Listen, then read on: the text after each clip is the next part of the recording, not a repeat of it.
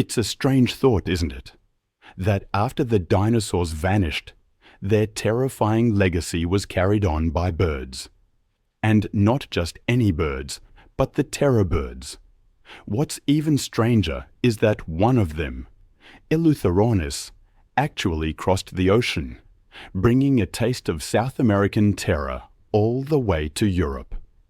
Roughly 53 million years ago, in the early Miocene, the world was a very different place. It was a hothouse, with lush forests stretching from pole to pole, teeming with a diverse range of life forms that emerged after the dinosaurs disappeared. It was in this steamy prehistoric paradise that the first terror bird, Paleopsilopterus, made its debut. Now, standing at a modest height of about 3 feet, this Brazilian bird might not have seemed particularly terrifying at first glance. In fact, it was about the same size as a modern-day stork, hardly the stuff of nightmares. But appearances can be deceiving, and Paleopsilopterus had something its contemporaries lacked: potential. What set Paleopsilopterus apart was its agility and speed, traits that would become hallmarks of its descendants. While it may not have been the apex predator of its time, dwarfed by monstrous crocodilians and giant snakes, it was a harbinger of things to come.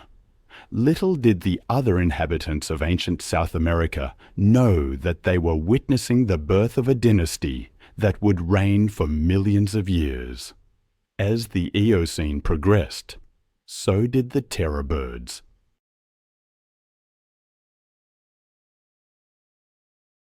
Nature, it seemed, had plans for this lineage of avian predators, and those plans involved getting bigger, much bigger.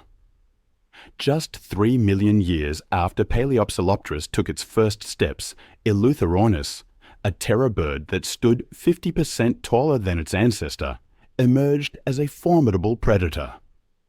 But Elutherornis wasn't content with merely growing in size. It also expanded its range in a way that no other terror bird would match. While most of its kin would remain firmly rooted in the Americas, Elutherornis spread its wings and ventured across the sea to Europe. Fossil remains of this globe-trotting terror have been found in both France and Switzerland, making it the only known member of its family to have lived outside the New World. I can only imagine the surprise of early European mammals when this exotic predator appeared in their midst. But Elutherornis was just the opening act. As the epochs rolled by, the terror birds continued to grow, adapt, and diversify. It was as if they were engaged in a relentless competition with themselves, each new species trying to outdo its predecessors in size and ferocity. The Oligocene epoch, spanning from about 34 to 23 million years ago, marked a turning point in the terror bird saga. It was during this time that the family truly began to live up to its name with the emergence of giants that would have given pause to even the bravest of prey.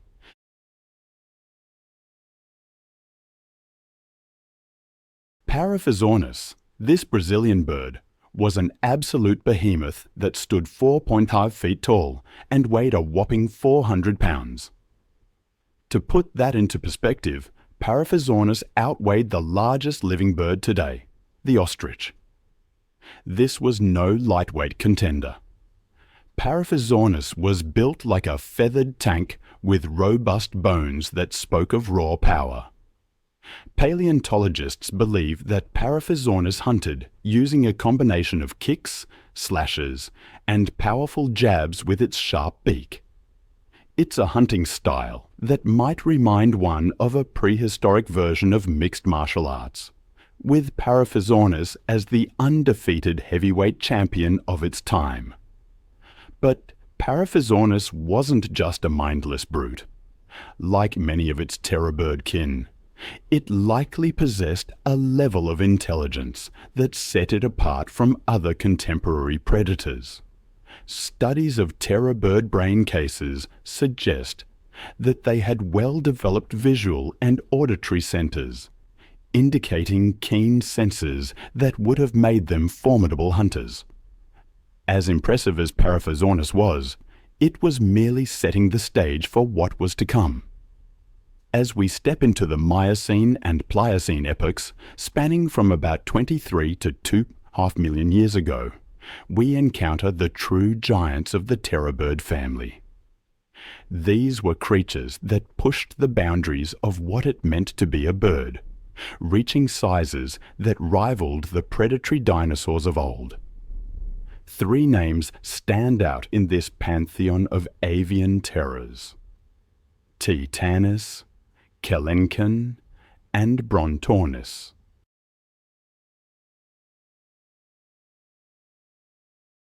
It makes you wonder what kind of prey these giants were capable of taking down. The title of the largest terror bird is still hotly debated, though. Brontornis gives Kelenken a run for its money. While slightly shorter at 9.2 feet, Brontornis was built like a feathered bulldozer, potentially weighing up to 880 pounds. It may have been not just the heaviest terror bird, but also the heaviest carnivorous bird of all time. Interestingly, I have read that Brontornis has been the subject of scientific controversy. Some paleontologists question whether it was truly a terror bird or even a carnivore at all, citing similarities in its toe claws to those of herbivorous birds. However, more recent studies have identified features in Brontornis's vertebrae that are unique to terror birds, lending weight to its classification as a member of this fearsome family. Whether it was a terror bird or not, its massive size would have made it a force to be reckoned with. Its weight likely made it slower than its more nimble cousins, but what it lacked in speed, it made up for in raw power. I imagine Brontornis as the tank of the terror bird world, capable of steamrolling over any prey unfortunate enough to cross its path. While the giant terror birds like Kelenken and Brontornis might have relied on their size and power to dominate their environments, many of their relatives took a different approach. Speed, it seems, was just as important as size in the terror bird playbook.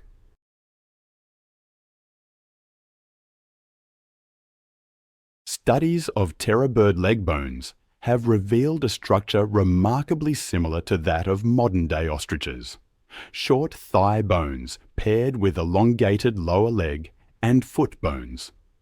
This adaptation is a clear indicator of high-speed running ability. Paleontologists estimate that many terror birds, including some of the larger species like Titanis, could have reached speeds exceeding 30 mph. That's faster than Usain Bolt, while standing twice as tall and weighing several times as much. But speed wasn't just about chasing down prey. For many terror birds, especially the smaller and medium-sized species, it was also a crucial defensive adaptation. In a world filled with other large predators, including giant carnivorous mammals and enormous crocodilians, the ability to make a quick getaway could mean the difference between life and death. This combination of speed and size made terror birds versatile predators capable of adapting to a variety of hunting strategies.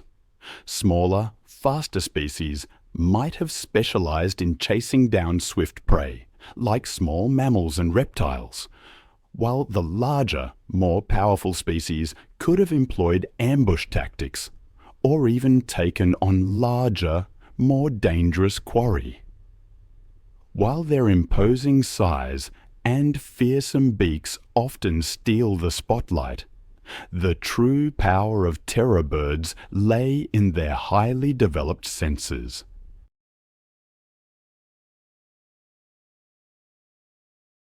It's no wonder these birds were able to dominate their ecosystems for millions of years. But even the mightiest rulers faced their downfall, and the reign of the terror birds was no exception. For millions of years, these avian predators had ruled supreme in South America, developing into a diverse array of species that filled various ecological niches. But somewhere along the line, their luck ran out.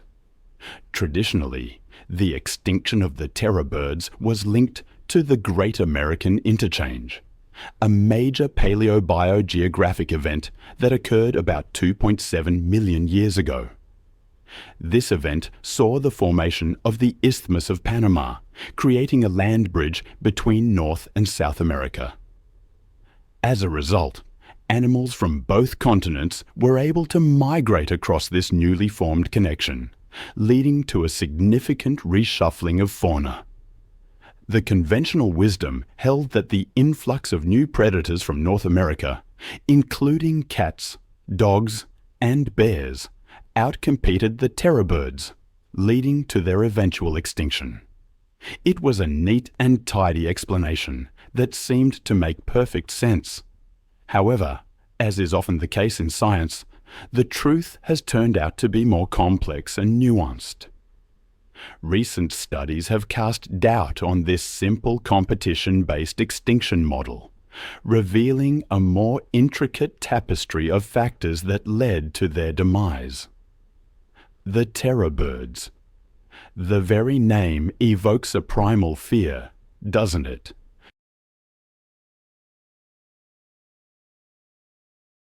For years, I'd imagined their downfall as a simple story of competition. Placental predators arriving in South America and outcompeting these giant birds into oblivion. But the fossil record tells a more nuanced tale. It turns out that most terror birds, along with many of their South American competitors, had already disappeared long before placental predators arrived in significant numbers. This timing mismatch suggests that something else was at play. The success of Titanis in North America, coexisting with large canids and felines for millions of years, also challenges the idea that terror birds couldn't compete with mammals. Clearly, at least some of them were more than capable of holding their own. So, if competition alone didn't doom the terror birds, what did? As is so often the case in paleontology, the answer likely involves a complex interplay of factors. Climate change, in particular, may have played a significant role. From the Oligocene to the Pliocene, Earth's climate was on a long-term cooling trend, culminating in a series of ice ages. This global cooling would have profoundly impacted the ecosystems that terror birds called home. As temperatures dropped and habitats changed, the lush forests that many terror bird species relied on would have given way to more open grasslands. While some terror birds may have adapted to these new conditions, others would have struggled.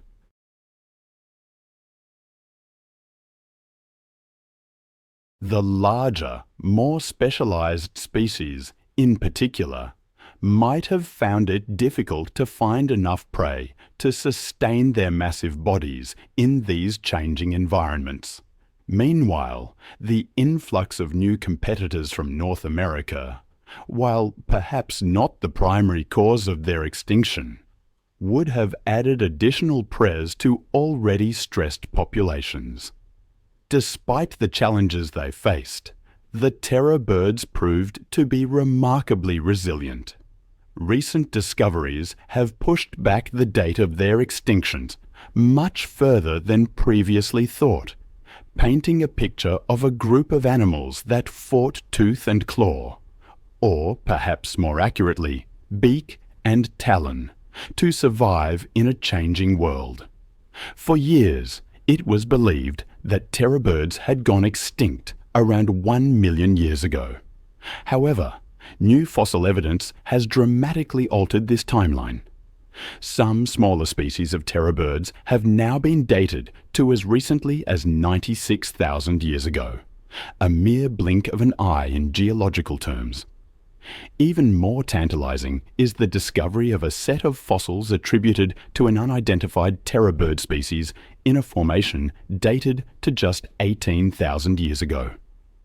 If confirmed, this would mean that terror birds survived almost to the cusp of human arrival in South America, which occurred around 15,000 years ago. This revised timeline raises some intriguing questions. How close did humans come to encountering these feathered giants? What would such an encounter have been like?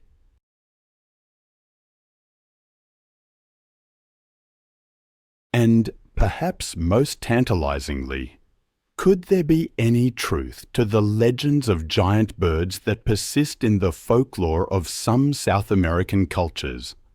While it's unlikely that humans ever directly interacted with terror birds, the possibility that our ancestors might have heard stories of these creatures passed down through generations is not entirely far-fetched. After all, other megafauna that coexisted with early humans, such as woolly mammoths and giant ground sloths, left lasting impressions on human culture and mythology. The near miss between humans and terror birds also serves as a poignant reminder of the incredible diversity of life that has existed on our planet. It's sobering to think that if the terror birds had managed to hang on for just a few thousand years longer, our understanding of the natural world might be very different today. Now, let's shift our focus to another group of dominant animals, big cats. Today, the lion may be the king of the jungle, but the tiger stands out as the largest, most powerful, and most skilled of them all. However, there was one species in particular that stands above them all. Not only did it dwarf the modern tiger in size, but it ranks among the largest cats to ever exist, the Nandong tiger. In the early 20th century, some Dutch paleontologists were excavating the soil near the village of Ninggandong on the island of Java in Indonesia, when they found something that stopped them in their tracks.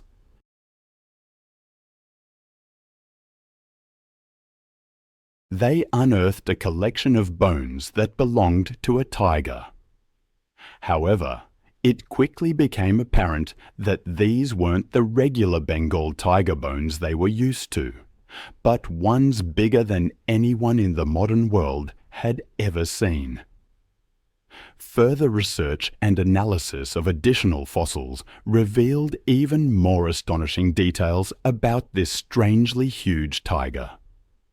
For thousands of years during the Pleistocene epoch, the Gandong tiger roamed the Sundaland region of Southeast Asia, striving to establish itself as the dominant apex predator. One of the reasons why it qualified to be one was that this formidable beast was larger than its modern-day counterparts, with adults weighing up to 20 to 25% more than the average present-day Siberian tiger. Larger males typically weighed upwards of 400 kilos, making them close contenders for the largest feline's ever title. Judging from the enormous size of these giants, it's easy to assume that tigers have always been this large. However, a look through history tells us something completely different. Tigers haven't always been this big. Early tigers, existing long before the Nyandong tigers, were notably smaller in terms of body size and weight. This smaller stature could be attributed to the available prey and the ecological niches they occupied. A smaller body size offered energy conservation and agility advantages across various terrains.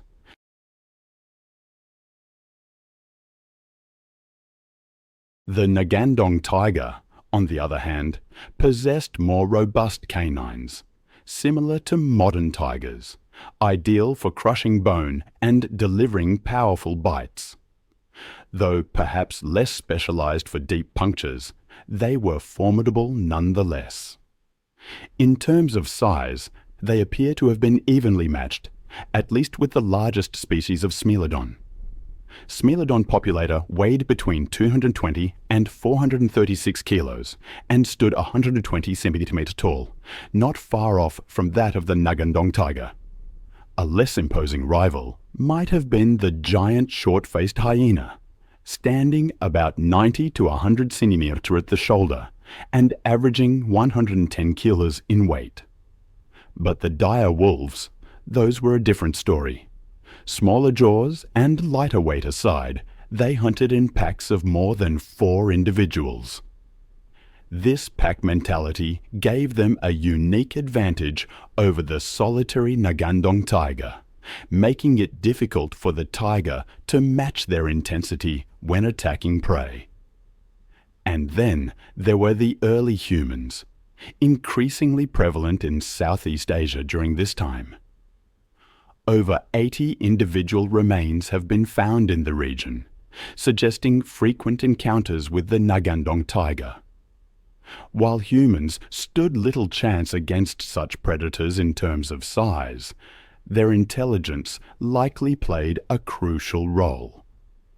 Over time, they may have developed tools and strategies to defend themselves, pushing the tigers back into the open woodlands and establishing their own foothold in the region.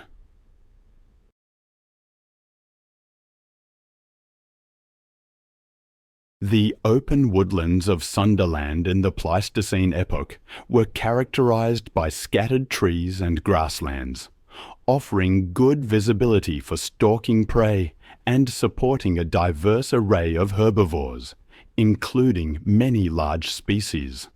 However, hunting the largest herbivores may not have always been successful, even for the massive Ngandong tiger. Stegodons, for instance, were immense proboscideans, closely related to elephants, with some species reaching colossal sizes. Even smaller stegodon species would have dwarfed the tiger. Stegodon sondari, for instance, is estimated to have weighed around 12.7 tons, their thick and tough skin providing ample protection from bites and claws. The Ngandong tiger's best bet would have been scavenging or targeting vulnerable stegodons, like the young, injured, or isolated. Water buffalo, known as bubalus, presented another challenge. Renowned for their large size and formidable strength, some species weighed over 1,000 kg and moved in herds. Facing a herd of water buffalo would have been incredibly difficult. Their massive size, strong horns, and collective defense overpowering the tiger. The tiger's only chance would have been to exploit their limited agility and target vulnerable areas through a surprise or flank attack. The Ngandong tiger likely found more success hunting other herbivores like Rusa timorensis, Malayan tapir, giant rats, gibbons, and wild boars.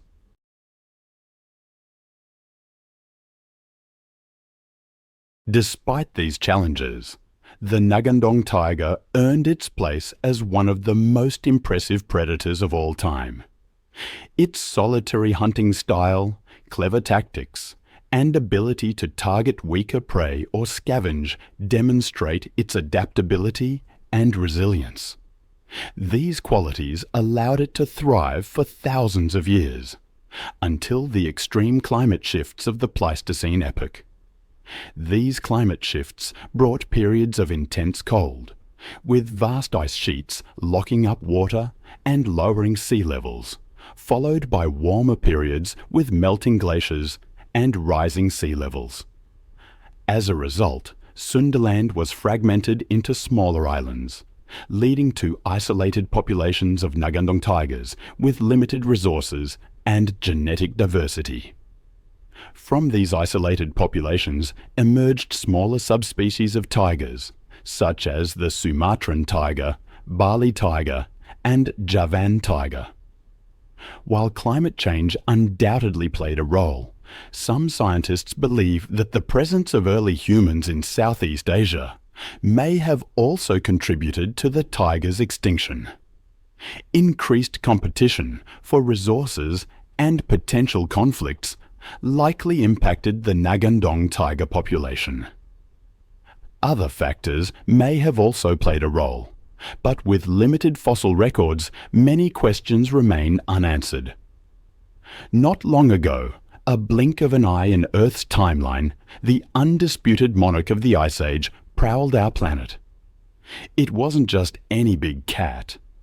It was the Smilodon, the saber-toothed cat extraordinaire.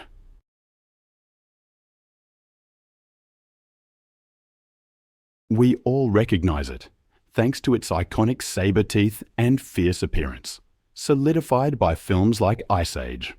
But it didn't start out that way. Picture Brazil, about 160 years ago. That's where our tale begins, with a discovery that would perplex the scientific community. When the first Smilodon remains were unearthed, paleontologists didn't immediately recognize them as belonging to a cat. Their initial guess was way off.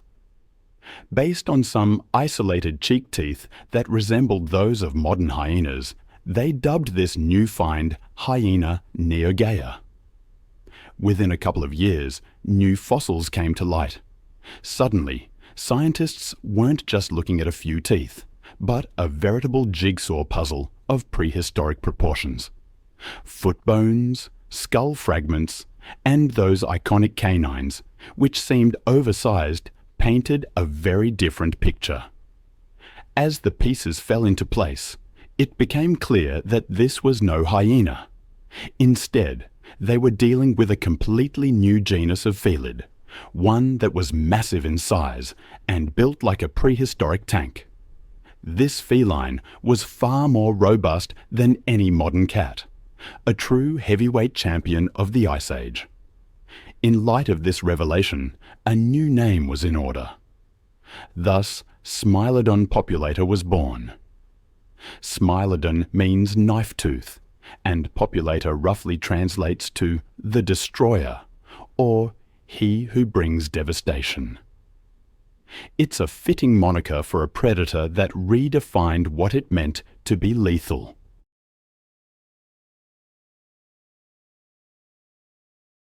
With its new identity established, the scientific community dove headfirst into unraveling the Smilodon's family tree.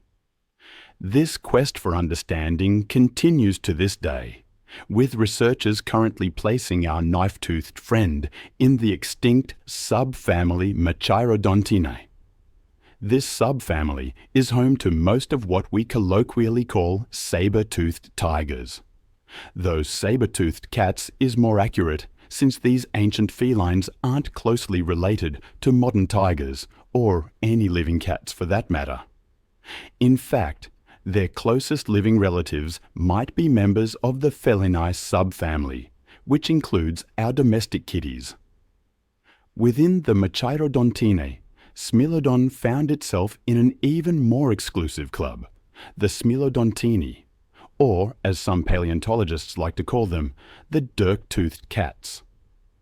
This group is pretty exclusive, with only 5 known genera calling it home. But what Smilodontini lacks in diversity, it makes up for in star power, thanks to Smilodon. As research progressed, scientists discovered that Smilodon wasn't a lone standout. It was more like a prehistoric trio with 3 distinct members, each bringing something unique to the table: S. gracilis, S. fatalis, and S. populator. Now, if you found yourself face to face with any of these species, You probably wouldn't be too concerned with which one was about to turn you into lunch, but they did have their differences. First up, we have S. gracilis, the elder statesman of the group.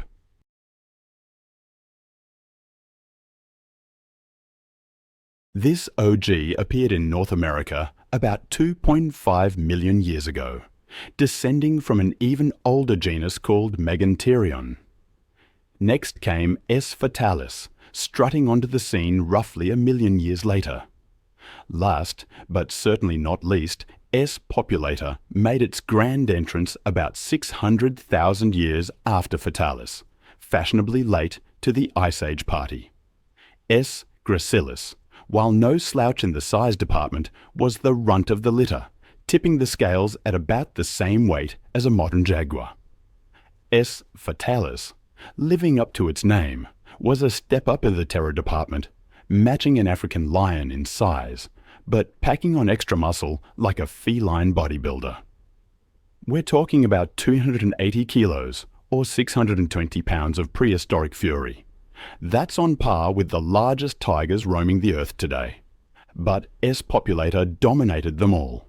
This behemoth pushed the boundaries of felid physiology, with the largest known specimens estimated to have weighed in at a jaw-dropping 470 kilos, or 1,040 pounds. To put that in perspective, that's about the same as a medium-sized polar bear. Interestingly, unlike many modern big cats, Smilodons didn't seem to be too hung up on gender norms. Studies suggest that there wasn't a significant size difference between males and females, a trait scientists call low sexual dimorphism. In practical terms, this means that regardless of whether you were facing a male Smilodon or a female Smilodon, you were in for equally big trouble.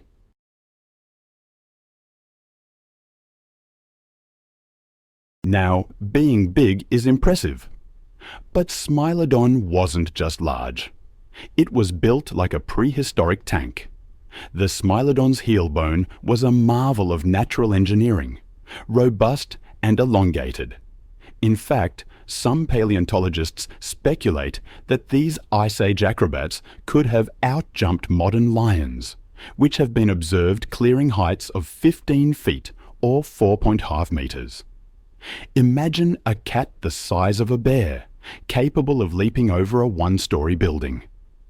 But the Smilodon's athletic prowess didn't stop at its fancy footwork. If modern big cats have arms that could crush you, Smilodon's forelimbs took it to the next level.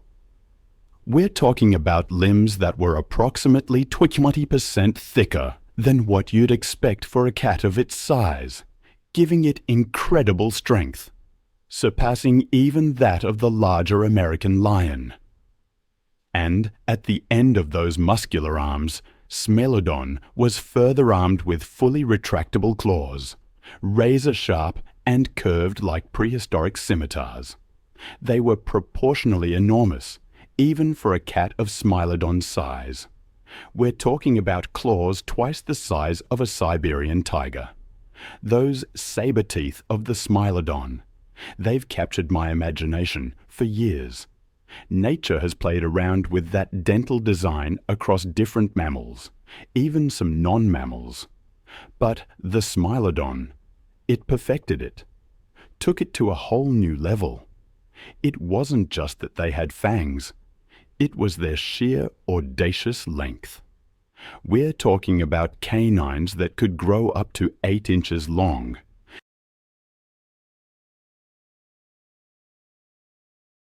Longer than many modern kitchen knives. Precision instruments of prehistoric destruction, shaped like deadly daggers. What's interesting is you'd expect a predator with teeth like that to have a powerful bite to match. But studies show that the Smilodon's bite was surprisingly weak, about 4 times weaker than a modern lion's. So how did it kill? One theory I find particularly compelling suggests that the Smilodon was the original ambush predator. hidden in dense vegetation, waiting for the perfect moment to pounce on unsuspecting prey. It would use those muscular forelimbs and grappling hook claws to pin down its victim, then sink those saber teeth into its soft underbelly, causing massive internal damage and blood loss. Of course, not everyone agrees. Some researchers believe that the Smilodon used its powerful build to quickly overpower its prey, delivering a precise, lethal bite to the throat.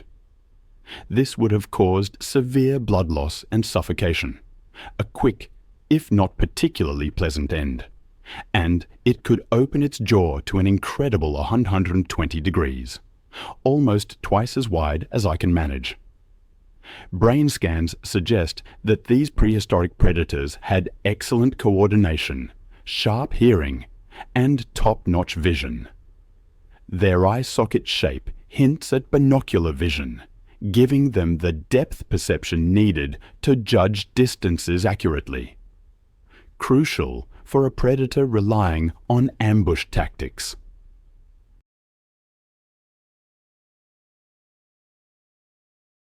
Many Smilodon fossils show trauma to their sternums, the kind of injury you'd expect from high-speed collisions.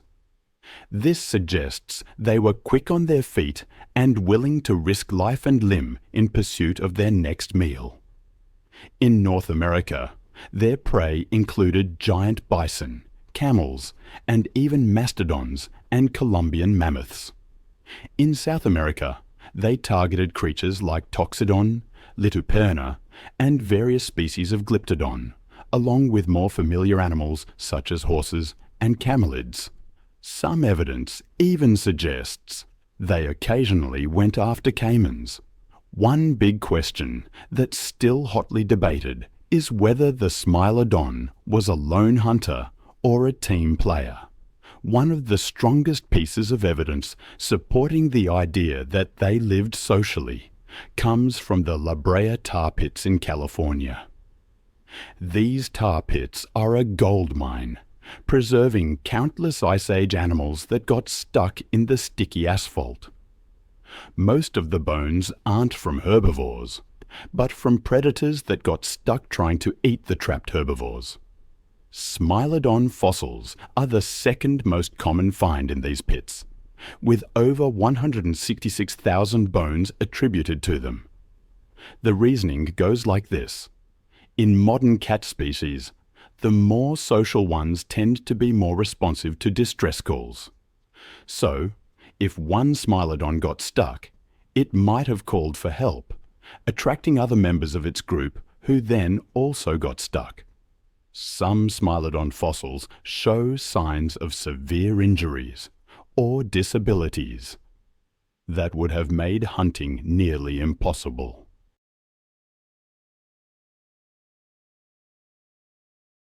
Yet, these individuals survived well into adulthood.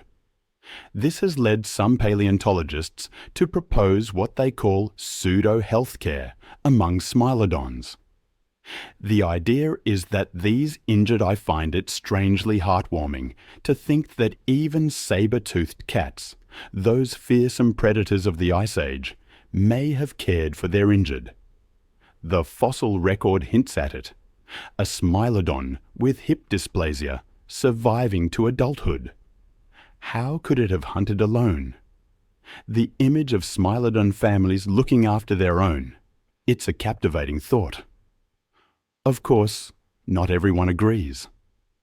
Some researchers point to the solitary nature of Smilodon remains found outside predator traps, suggesting a more independent lifestyle. Regardless, Smilodon was undeniably at the top of the food chain, though not without competition. The Ice Age was full of giants, and Smilodon faced rivals like the American lion and the dire wolf. Now, those dire wolves weren't quite the monstrous beasts you might imagine from fiction, but they were formidable. Isotope analysis shows their diet overlapped significantly with Smilodon's, meaning they were often competing for the same prey. Against the American lion, it was likely a standoff. The lion had size, but Smilodon had those imposing canines. They probably avoided each other when possible, but confrontations would have been unpredictable. Dire wolves, on the other hand, likely fared worse in encounters with Smilodon.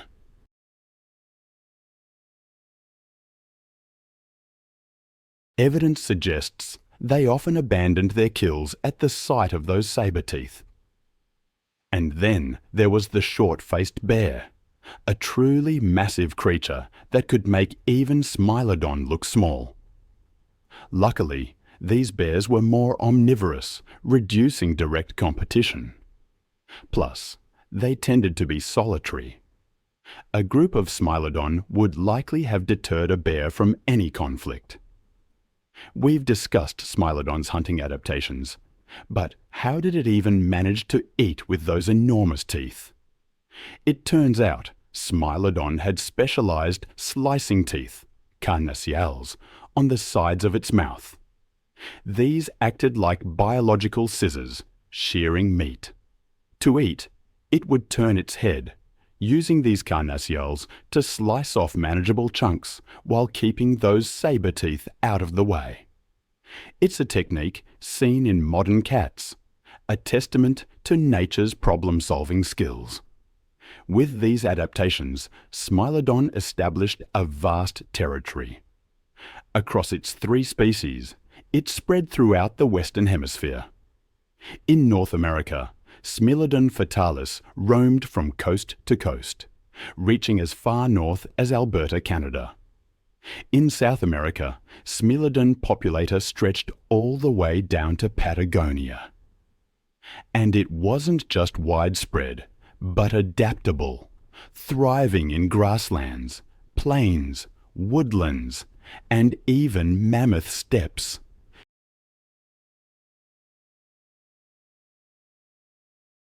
This adaptability allowed Smilodon to coexist with a remarkable array of megafauna: short-faced bears, proboscideans, ground sloths the size of cars, armored glyptodons, rhino-like toxodons, camels, deer, horses, bison, and even terror birds. It truly was a prehistoric world. But there was one more species that Smilodon encountered in its final years, a species that would forever alter the planet: humans. It's believed our ancestors first crossed paths with Smilodon around 25,000 years ago. Imagine being one of those early humans, armed with primitive tools, facing a saber-toothed cat. The relationship must have been tense, as we competed for the same food sources. Unfortunately for our ancestors, only the larger Smilodon populator and Smilodon fatalis remained by the time humans arrived. Meganterion, a possible predecessor of Smilodon, was known to prey on Homo erectus, so it's not hard to imagine Smilodon viewing early humans as potential prey too. It's astonishing to consider that for over 20 million years, saber-toothed cats dominated the planet. And then, just like that, they were gone. With the extinction of Smilodon, the last of these incredible creatures vanished. Not just from the Americas, but from the entire world. In 2021, something remarkable came to light. A petroglyph that seems to depict a group of humans observing a Smilodon from a safe distance.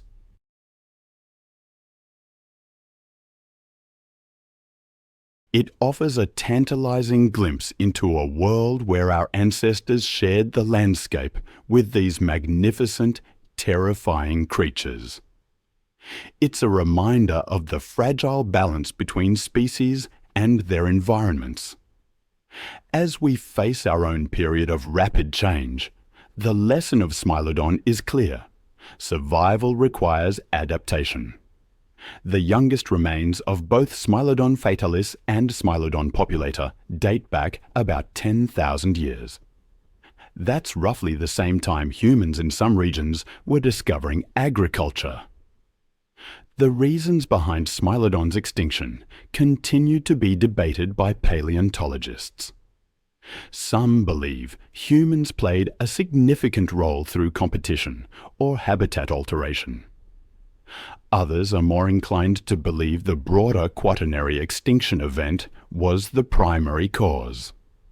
This period of significant climate change led to the disappearance of many large animal species in North and South America. As the megafauna that Smilodon depended on for food dwindled, the saber-toothed predator found itself in an increasingly vulnerable position.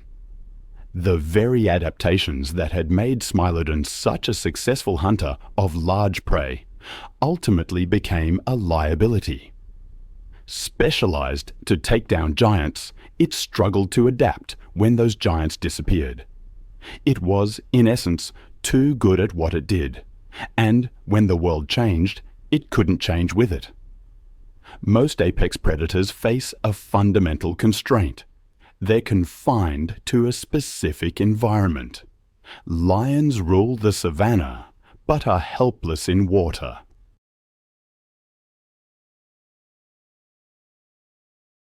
Great whites dominate the ocean, but can't set a fin on land. Even T-Rex, for all its might, was limited to dry ground. But then came Spinosaurus aegyptiacus. For over a century, paleontologists believed the greatest hunters were strictly terrestrial. But this creature shattered that belief. Longer than a bus, armed with the skull of a crocodile and the body of a streamlined aquatic hunter, Spinosaurus was no ordinary killer. It redefined what it meant to be an apex predator, rivaling and, in many ways, surpassing even T-Rex itself.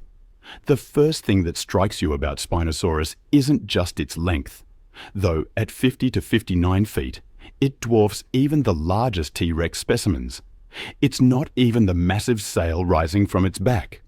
No, what truly unsettles you is how perfectly wrong everything about this creature appears.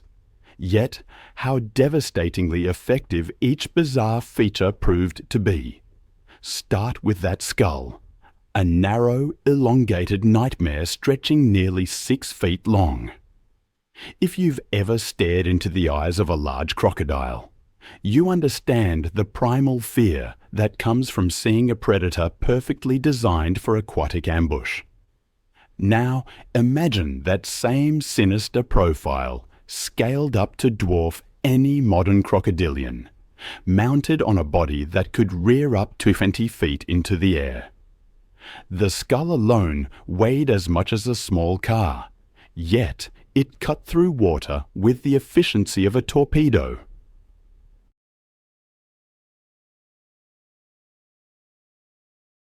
Those jaws housed over 60 interlocking teeth, each a curved, needle-sharp instrument of death designed for one purpose: gripping slippery, struggling prey underwater. Unlike the bone-crushing teeth of T-Rex, built for delivering massive bite forces to terrestrial victims, Spinosaurus's teeth were fishing spears made of enamel. Once those jaws clamped down on a 15-foot sawfish or massive lungfish, escape became physically impossible. But the skull was just the beginning of this creature's aquatic arsenal. Where other theropods developed powerful legs for running down prey across land, Spinosaurus rewired its body for a different kill zone. Its toes were webbed, its legs positioned differently, its entire lower body redesigned for propulsion through water rather than speed across terrain. For anything living in those rivers, the nightmare was the same: the faint ripple at the surface, the sudden silence, and then the 7-ton shadow sliding in after you. And while most large theropods had relatively small forelimbs, Spinosaurus possessed powerful, elongated arms ending in massive claws. These weren't vestigial appendages, they were additional weapons, perfectly positioned for grabbing prey, maintaining balance in water, or delivering killing blows. The creature could literally embrace its victims to death. And then there's the sail, rising up to 7 feet above its spine. This massive dorsal fin dominated Spinosaurus's silhouette, like the warning flag of death itself.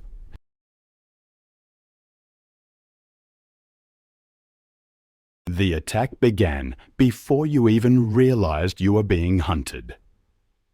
While you scanned the water for familiar threats, death approached from an angle you weren't prepared for: the shoreline. Those paddle feet weren't just for show. They propelled Spinosaurus through the water with surprising speed, allowing it to pursue prey through underwater mazes where other large predators would become trapped.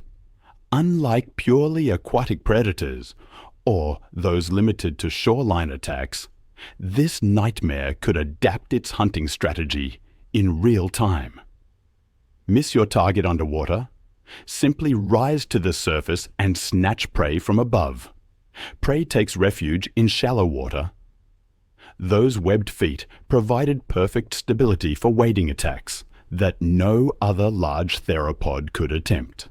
The hunting scenarios become even more terrifying when you consider Spinosaurus's intelligence.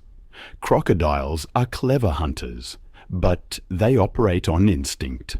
Spinosaurus possessed the problem-solving capabilities of a large theropod, the same cognitive tools that made other members of its group such effective pack hunters. This intelligence was applied to an environment where most prey had never faced anything remotely similar. Even more disturbing was how Spinosaurus turned the very act of drinking water into a death trap. Every animal in Cretaceous Africa needed to approach rivers and lakes to survive. For millions of years, this had been a calculated risk. Stay alert. Drink quickly. Watch for crocodiles.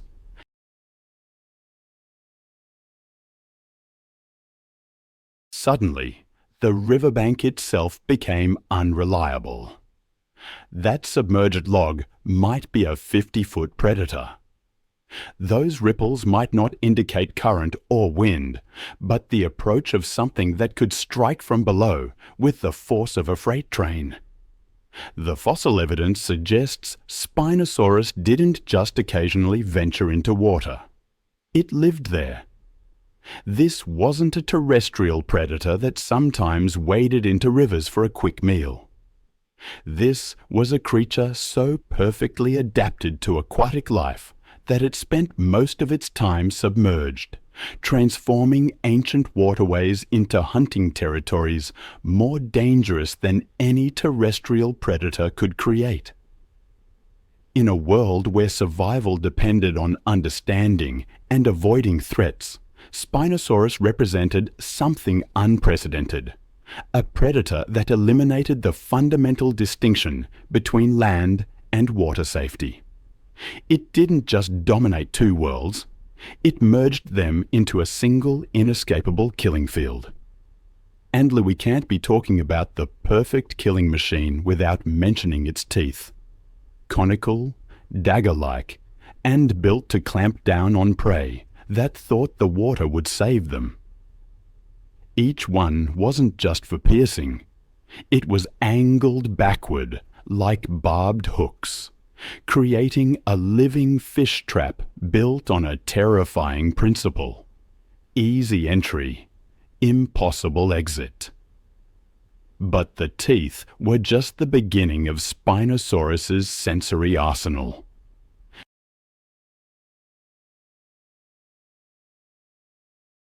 Recent studies suggest this predator possessed press-sensitive organs along its snout, much like modern crocodiles, but far more specialized. In murky river water, where visibility dropped to mere inches, Spinosaurus could detect the faint press waves of swimming fish from remarkable distances. Prey animals that relied on hiding in dark sediment-filled water were essentially sitting ducks against a hunter that tracked by feel rather than sight. Every movement in the water registered on Spinosaurus's pres sensors. A fish changing direction, a turtle surfacing for air, even the subtle current disturbance created by gills extracting oxygen. The creature could track multiple targets simultaneously, predict their movements, and position itself for killing strikes with mechanical precision. Those massive nostrils, positioned high on the skull like a crocodile's, allowed Spinosaurus to breathe while almost fully submerged, keeping most of its body hidden beneath the surface. But the true weapon wasn't smell, it was touch. Its snout was covered in a dense network of tiny sensory pits specialized for detecting press waves and subtle water disturbances. In murky rivers where visibility dropped 2 inches, this system worked like underwater radar. Every flick of a fish's tail, every ripple from a struggling lungfish, even the faintest shift in current.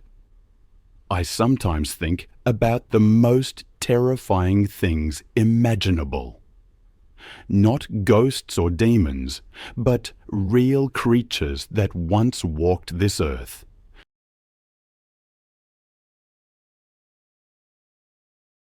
Consider Spinosaurus. Unlike land predators that worried about prey escaping in all directions, Spinosaurus used water as a weapon. Its powerful arms and webbed feet created underwater currents, disorienting prey. Its massive size generated press waves that stunned smaller fish. The bite force, though not as strong as a T-Rex's, was perfectly calibrated. It applied steady, inescapable press with backward curved teeth. Fossil evidence suggests Spinosaurus killed constantly. The abundance of fish remains indicates a predator actively hunting throughout its territory. It wasn't just hungry, it was a perpetual killing machine, turning every waterway into a crime scene.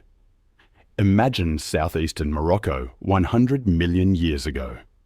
Not desert, but a lush river system, a paradise teeming with life, yet a hell on earth for survival. Rivers wider and deeper than the Amazon, tropical forests stretching endlessly, the air humming with enormous creatures. The climate was so warm that palm trees grew near the Arctic, and thunderstorms fed the endless rivers and swamps. In this ecosystem, Spinosaurus wasn't alone. It shared its territory with deadly predators, prey, and rivals. Giants like Carcharodontosaurus patrolled the land. Sarasuchus, the 40-foot supercroc, competed for hunting grounds. Mid-sized hunters like Rugops cleaned up leftovers, while swift predators like Deltadroius and Bahariosaurus used speed.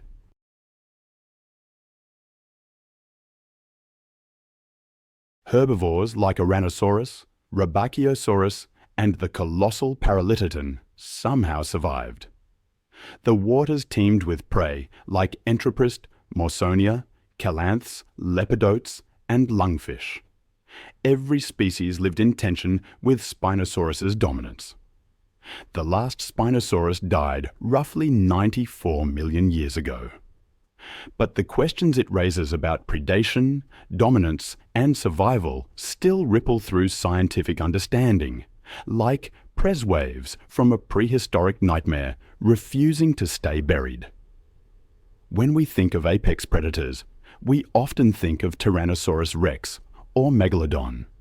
But North America had a predator so extraordinary it could make today's largest wolves look like lapdogs. The grey wolf is the largest living canid, reaching 143 pounds.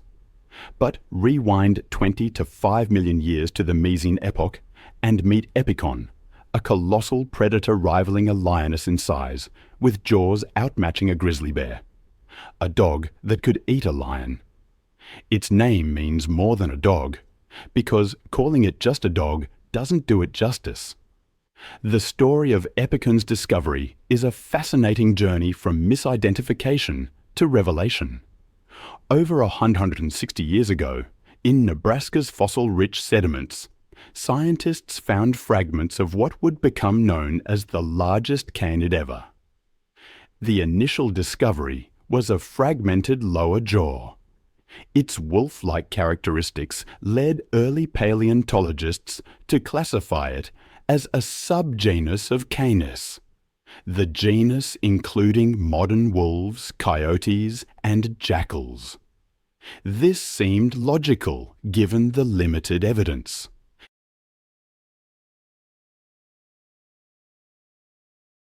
However, as more complete specimens emerged, a more complex picture began to emerge.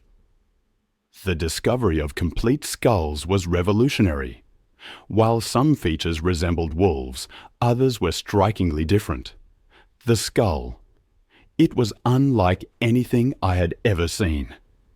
It possessed these enlarged premolars and this incredibly robust cranial structure. It reminded me more of a lion or hyena than any dog I knew. It posed a challenging question. What exactly was this creature? The answer, as it often does, lay in the details.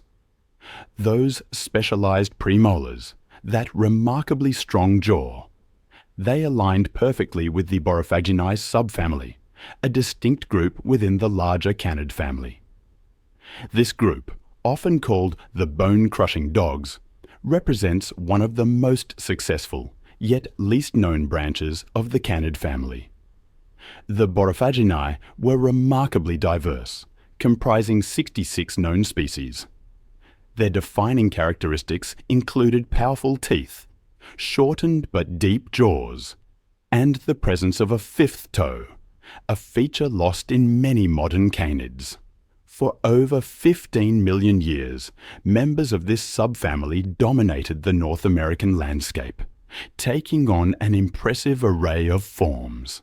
Some were no larger than modern foxes, while others grew to rival or even exceed the size of today's grey wolves.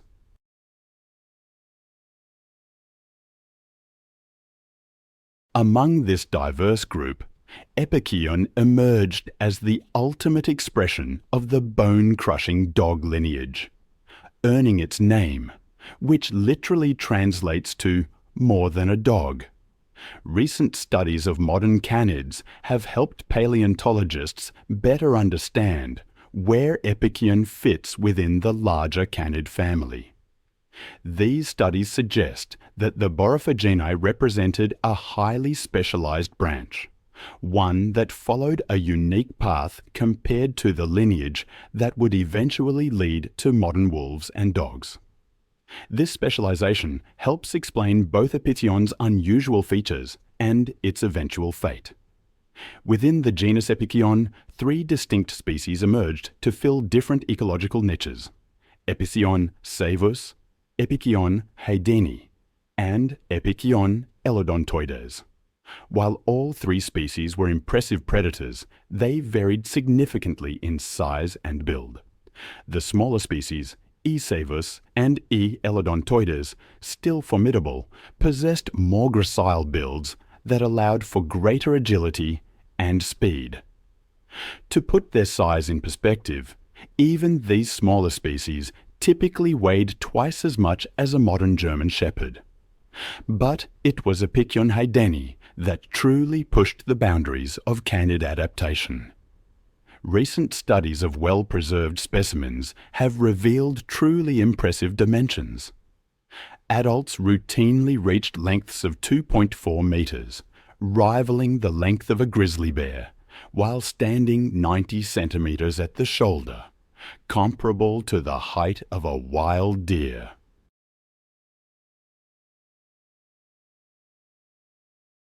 This massive frame supported an equally impressive body mass, with average adults weighing between 125 kilograms, making them heavier than modern leopards and comparable to large jaguars.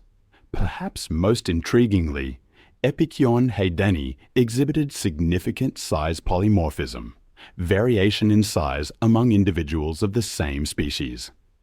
This feature is particularly evident in recently analyzed humeri, or upper arm bones, which indicates some individuals reached weights of around 170 kilograms. Such specimens would have matched medium-sized male lions in weight, making them the heaviest known canids ever to exist.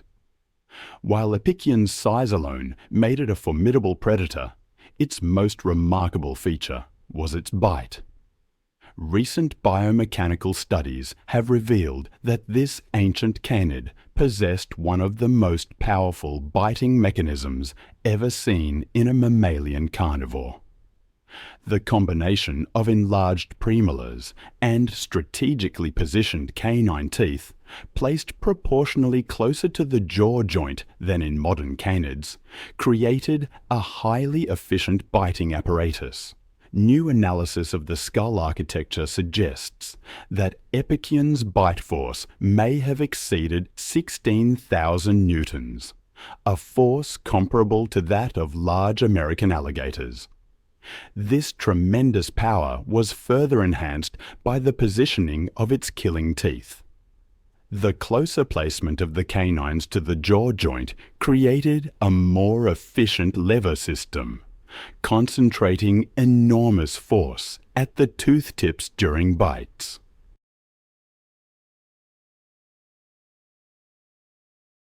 The result was a bite that could easily pierce through thick hide, flesh, and even bone. The mechanical advantage of this dental arrangement wasn't just theoretical. Microscopic analysis of wear patterns on preserved teeth provides direct evidence of how Epicyon used its formidable bite in real-world situations. These studies showed distinctive patterns of wear consistent with both flesh-slicing and bone-crushing activities, suggesting a predator that could efficiently process every part of its prey. Evidence from fossil deposits indicates that Epicyon was an opportunistic predator capable of taking down a wide range of prey. Their fossil remains have been found in association with various prey species, including ancient camels, pronghorns, horses, and peccaries. Perhaps most impressively, they appear to have been capable of hunting prehistoric rhinoceros species like Teleoceras, which could reach lengths of 4 meters and weigh nearly 2 tons. Recent studies suggest that Epicyon may have employed different hunting strategies depending on prey size and availability. For smaller prey, they likely hunted alone or in pairs, using their impressive speed and power to quickly overwhelm victims. However, evidence increasingly points to the possibility that they also engaged in pack hunting, particularly when targeting larger prey. This hypothesis of social hunting behavior is supported by multiple lines of evidence.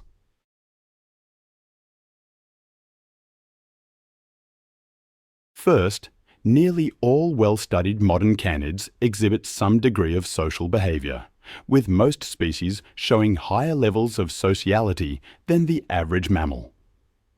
Additionally, most extant canids hunt cooperatively, with only a few exceptions, such as foxes and some small canid species. The fossil record provides further support for this theory. Epicyon fossils are The fossils of Epicyon are among the most abundant carnivore remains we find in North American deposits. This is interesting because it suggests a social dynamic, more like pack hunters than solitary ones. It seems they maintained stable populations across a wide range, further hinting at pack behavior. The very build of Epicyon tells us something. Compared to most canids, both living and extinct, Epicyon had a more robust skeleton, with heavier bones. This would have made them less agile than modern wolves, but it would have been an advantage in close combat with large prey. Studies suggest that their limbs were built for powerful, explosive movements, not long chases. This means they probably relied on ambush tactics or short, high-speed bursts. Pack hunting would have been especially useful here, allowing them to surround and overwhelm prey that would have escaped a lone hunter. But what really sets Epicyon apart is its ability to process and digest bone. Its premolars and molars were remarkably similar to those of modern hyenas.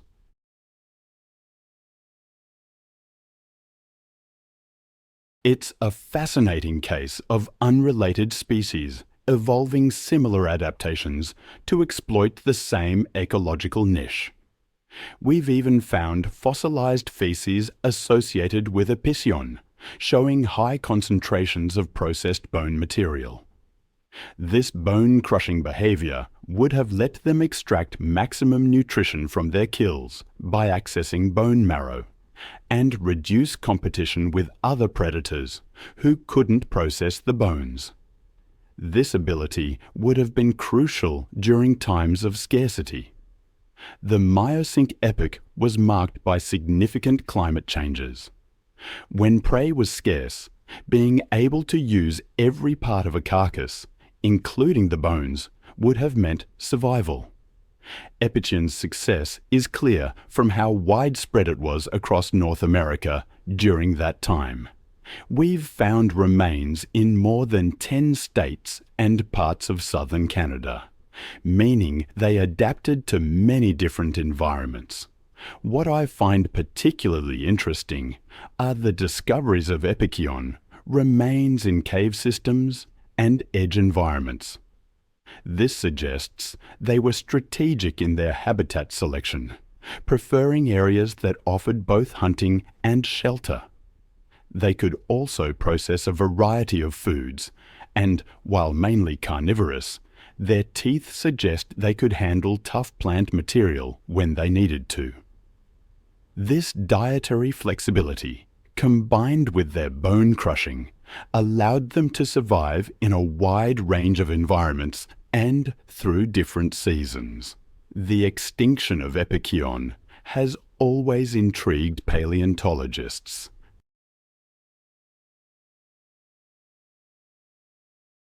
Early ideas pointed to competition from big cats, but that doesn't quite fit, because many of the large cats that would have competed with Epicyon, like the Smilodon, didn't arrive in North America until millions of years after Epicyon disappeared. Now, the evidence points to climate change as the main reason. The late Miocene saw significant global cooling and increased dryness, which led to big changes in North American ecosystems. Paleobotanical studies show a shift from mixed woodland savanna environments to more open grasslands. This would have affected the prey and the hunting strategies. Epicyon's specialized adaptations, its heavy build, bone-crushing teeth, and relatively short legs may have become a disadvantage as prey became faster and more adapted to open environments. Unlike their more generalized relatives, which eventually led to modern wolves, Epicyon's extreme specializations may have limited their ability to adapt to the changing world. In contrast, I am struck by the image of Ankylosaurus from a much earlier age. It existed in a world dominated by predators like Tyrannosaurus rex. Creatures like Triceratops often bore the scars of those attacks. But Ankylosaurus fossils are curiously unmarked. It wasn't the tallest or fastest, but with its armored body and bone-shattering tail, it was nature's ultimate fortress. The name Ankylosaurus magnaventris tells a story in itself.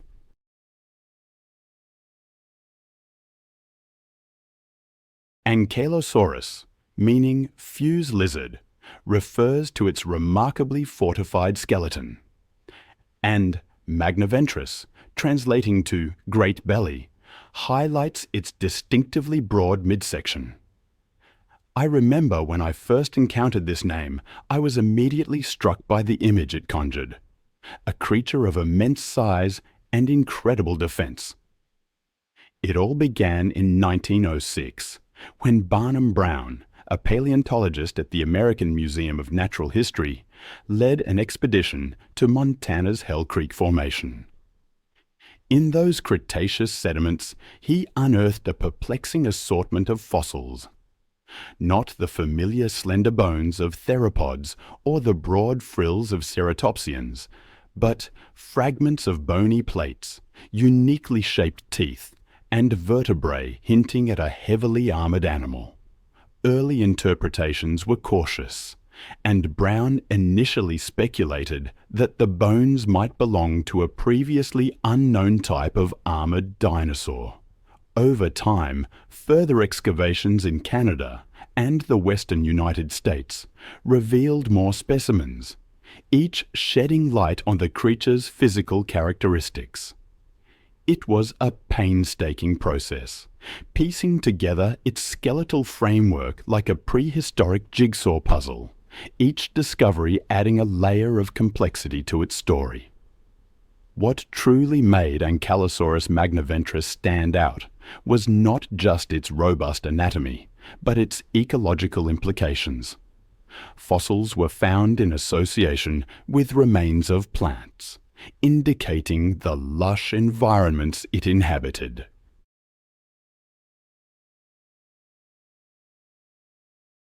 Over the decades, advances in paleontological techniques, including CT scanning and isotope analysis, have allowed scientists to reconstruct its appearance and understand its lifestyle in remarkable detail, from its armored plates to the distinctive club at the end of its tail. This discovery was groundbreaking, not merely representing a new species, but becoming the cornerstone of an entirely new group of dinosaurs, the Ankylosauria. These animals, belonging to the larger group Ornithischia, were characterized by their extensive armor plating and herbivorous lifestyle. Within this group, Ankylosaurus belonged to a more specialized family, the Ankylosaurids, distinguished by their massive triangular skulls, stocky builds, and elaborate defensive features.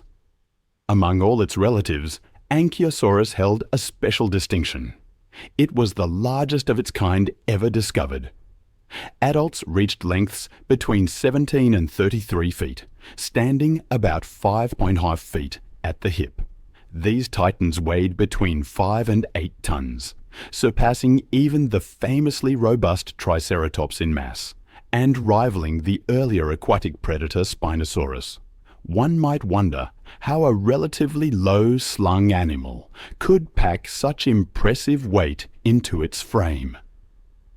The answer lies in its extraordinary construction, like a biological tank meticulously designed for strength and survival.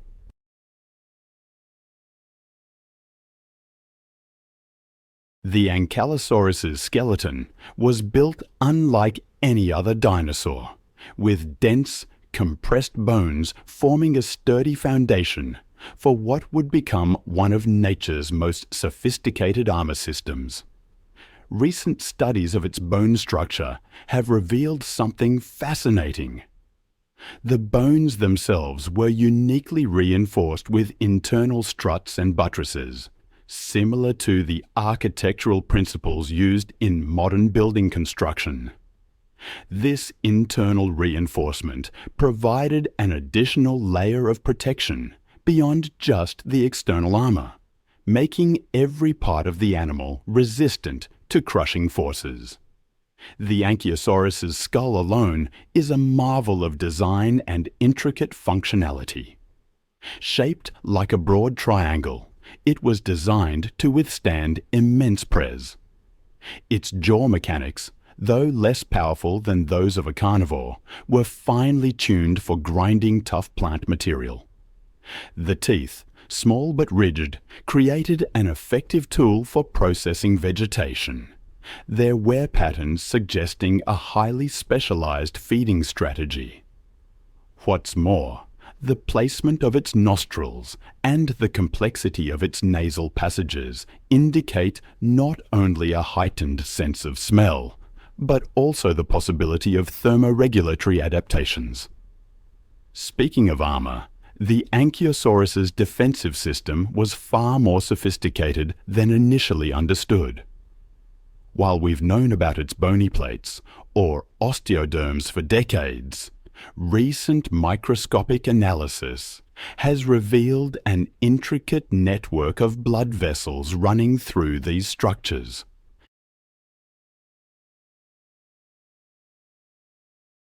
This discovery suggests that the armor might have served multiple purposes, not just protection, but possibly also helping to regulate body temperature, similar to how some modern reptiles use their scales for thermoregulation.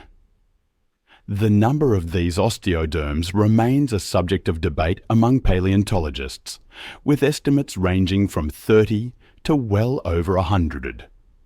But what's particularly intriguing is their unique construction. Unlike other armored dinosaurs that had solid, thick plates, the Ankylosaurus possessed something more sophisticated: osteoderms with hollow undersides.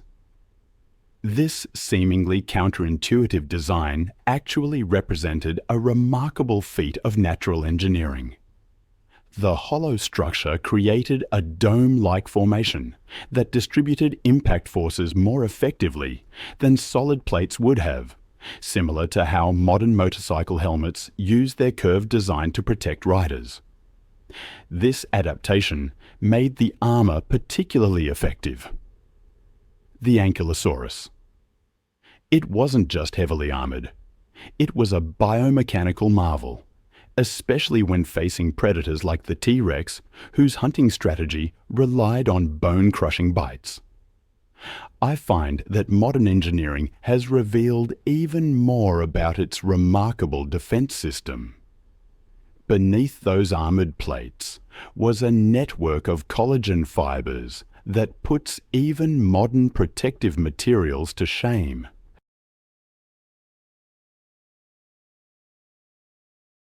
These fibers, significantly thicker than those in modern armored animals like crocodiles and armadillos, created a natural composite material, almost like modern fiber-reinforced plastics.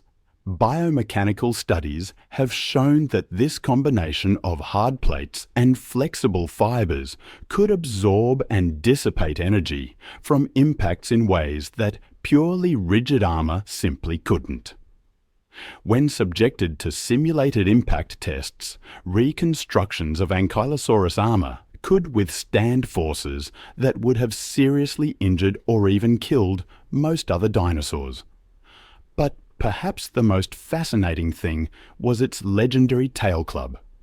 It wasn't just a simple bony growth, it was a precisely engineered weapon system.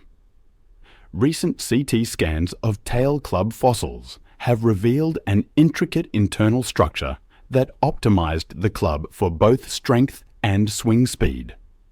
The club itself was composed of two large osteoderms at its core, complemented by smaller ones at the tip and along the midline, all supported by a framework of highly modified vertebrae, specifically adapted to handle the stresses of high-speed impacts.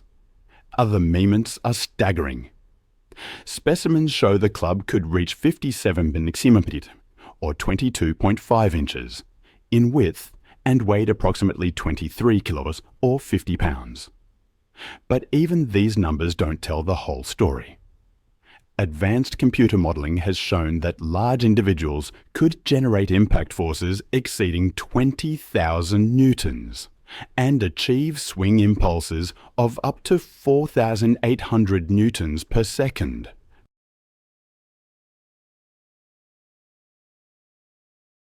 To put that in perspective, a professional baseball player generates about 13 newtons per second in their swing, meaning the Ankylosaurus's tail strike was 370 times more powerful.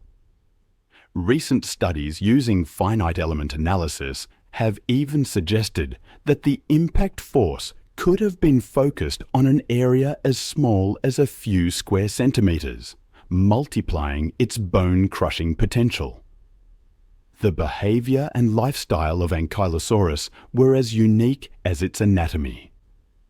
While much of its life remains a mystery, fossil evidence offers glimpses into its daily routines and survival strategies. Juvenile Ankylosaurus specimens, for example, lacked the fully developed armor and tail clubs seen in adults. This vulnerability likely necessitated group behavior during the early stages of life.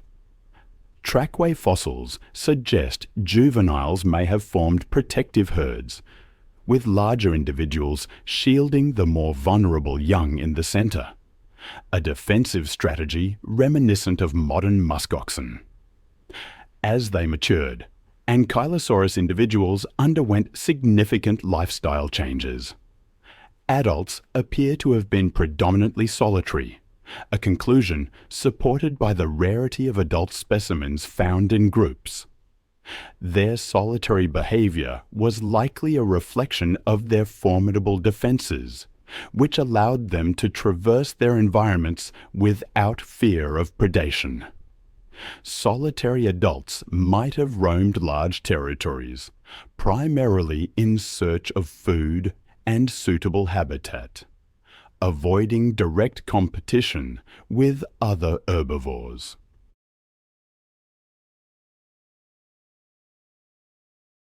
Some paleontologists have speculated that Ankylosaurus might have used its tail club for intraspecific communication or dominance disputes.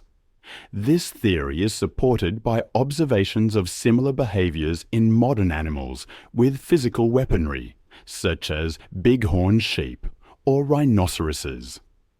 The display of their tail clubs, combined with body size and posturing, could have deterred rivals without escalating into physical conflict.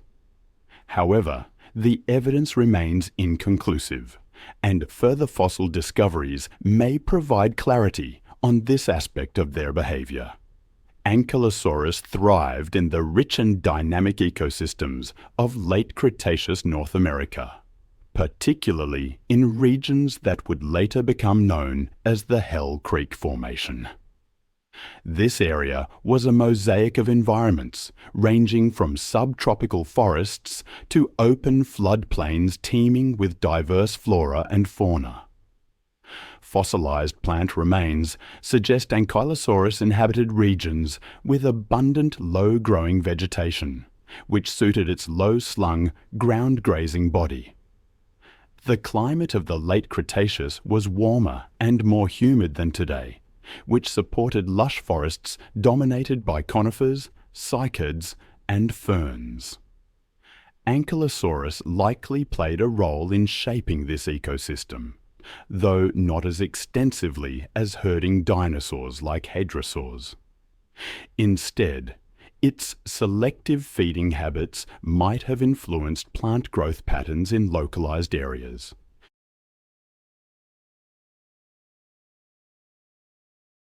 The association of Ankylosaurus fossils with specific types of vegetation has led researchers to hypothesize that they may have helped disperse seeds, inadvertently promoting plant diversity.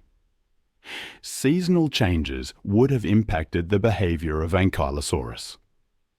Fossil evidence indicates that some regions experienced dry and wet seasons, influencing the availability of food resources. Ankylosaurus may have adapted by modifying its diet or undertaking small-scale migrations to follow vegetation growth. The robust construction of its body, coupled with its ability to consume tough plant material, would have allowed it to survive in less than ideal conditions. The coexistence of Ankylosaurus with large herbivores like Triceratops and Edmontosaurus, as well as apex predators like Tyrannosaurus rex paints a vivid picture of its ecological niche. While Ankylosaurus was not the most numerous dinosaur in its ecosystem, its defensive adaptations end its survival alongside fierce competition. Its presence in these environments exemplifies. I find myself thinking often about the end of the Ankylosaurus and how its story lives on even now. Its reign, along with the other non-avian dinosaurs, ended during the KT extinction event, roughly 66 million years ago. But its legacy persists in our understanding of natural design and defense. The Ankylosaurus lived within a finely balanced food web, where specialized roles allowed diverse species to coexist.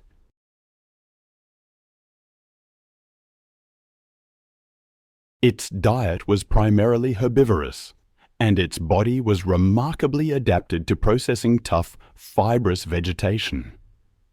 I imagine it moving slowly through the landscape, grazing peacefully.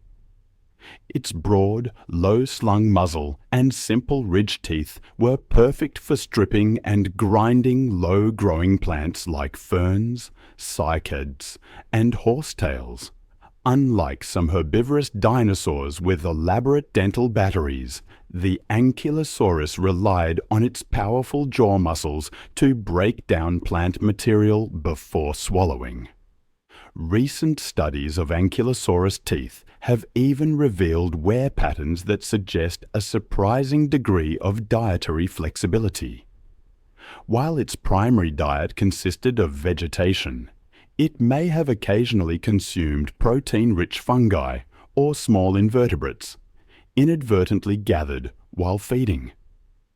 This opportunistic feeding behavior isn't uncommon among modern herbivores, such as tortoises and iguanas, which sometimes supplement their diets with protein sources. The digestive system of Ankylosaurus likely included a large, complex gut capable of fermenting plant material. This would have been necessary to extract sufficient nutrients from its fibrous diet. Fossilized coprolites, attributed to similar herbivorous species, suggest the presence of symbiotic gut bacteria, which would have played a crucial role in breaking down cellulose. This process would have produced energy-rich byproducts, allowing Ankylosaurus to maintain its massive body size.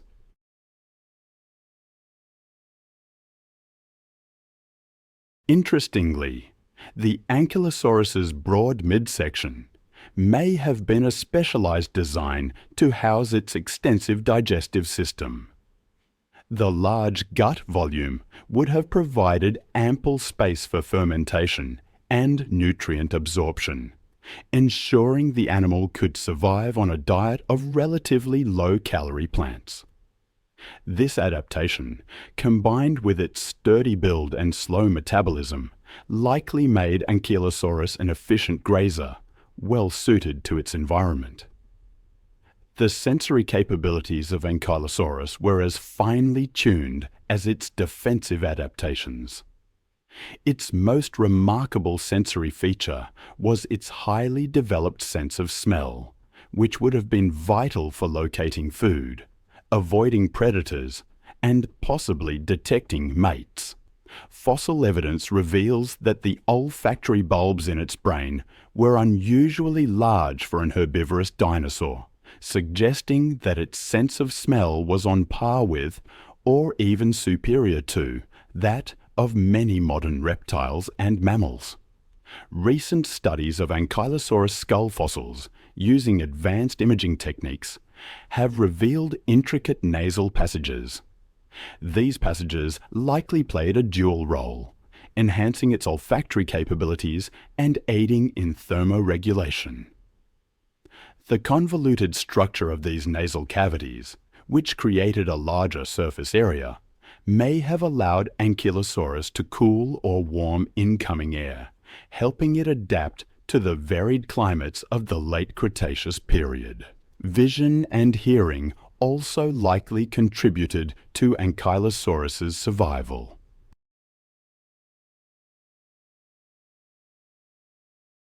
While its eyes were relatively small compared to its massive body, their placement on the sides of its skull would have provided a wide field of view, allowing it to detect predators approaching from almost any direction.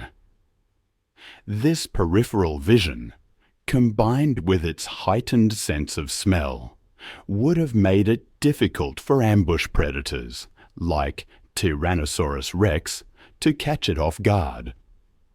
Though direct evidence for its auditory capabilities is sparse, the structure of its inner ear suggests that Ankylosaurus was capable of detecting low-frequency sounds, which could have been useful for sensing the movements of large predators or communicating with others of its kind. One particularly intriguing hypothesis is that Ankylosaurus may have used its sensory abilities in conjunction with its defensive adaptations. For instance, its acute sense of smell and hearing could have allowed it to detect a predator's approach early enough to position itself defensively, presenting its armored back and tail club to the threat. These advanced sensory capabilities underscore the Ankylosaurus as a highly specialized organism, perfectly equipped to navigate its dangerous environment. The Cretaceous period was truly an era of titans. It produced not only the largest terrestrial predator, but also the largest land animal ever known, a true monster mash of epic proportions. While dinosaurs dominated, other species also reached massive sizes, including flying reptiles and marine lizards.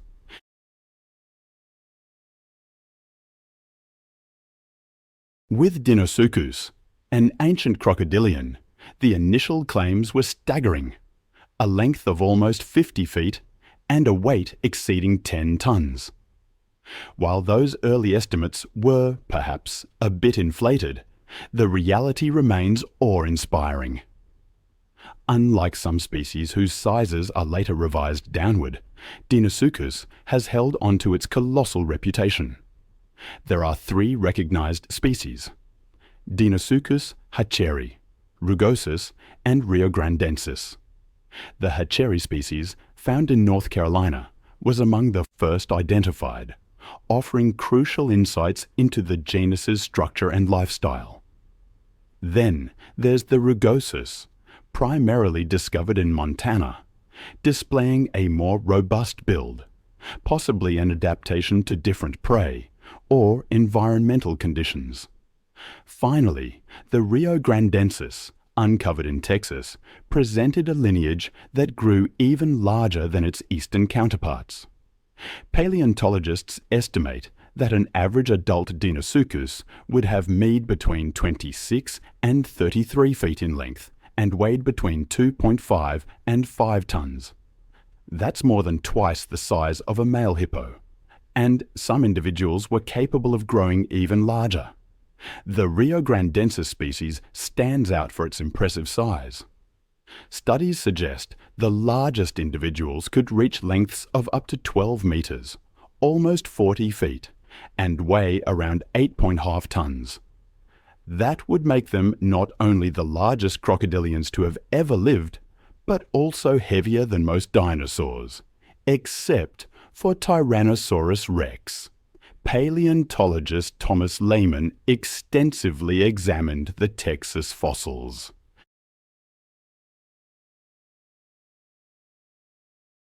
The arrangement of its teeth showcased a combination adapted to its predatory lifestyle: conical and sharp front teeth for grasping prey, and blunt, robust rear teeth designed for crushing bones.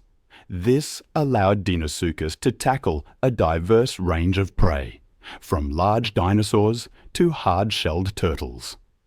The bite force of Deinosuchus has been a topic of considerable debate, reflecting one of the widest ranges in estimates for any prehistoric predator. Initial research suggested a bite force of around 18,000 newtons, a figure based on the size and structure of its skull. However, this estimate was challenged by a later study, which proposed that Deinosuchus possessed an astonishingly powerful bite force exceeding 100,000 newtons, nearly double that of Tyrannosaurus rex. Dr. Greg Erickson, leading one of the key studies on this topic, employed advanced biomechanical modeling to simulate Deinosuchus's bite mechanics. Erickson's team found that the robust construction of Deinosuchus's skull and teeth supported the possibility of such a formidable bite force. With exceptionally robust teeth designed to withstand high forces, and some specifically adapted for crushing large bones, this ancient crocodilian was well equipped to exert tremendous pres. The latest evidence leans towards the higher end of the estimated range, reinforcing the notion that Deinosuchus could have indeed possessed one of the most powerful bites of any known predator.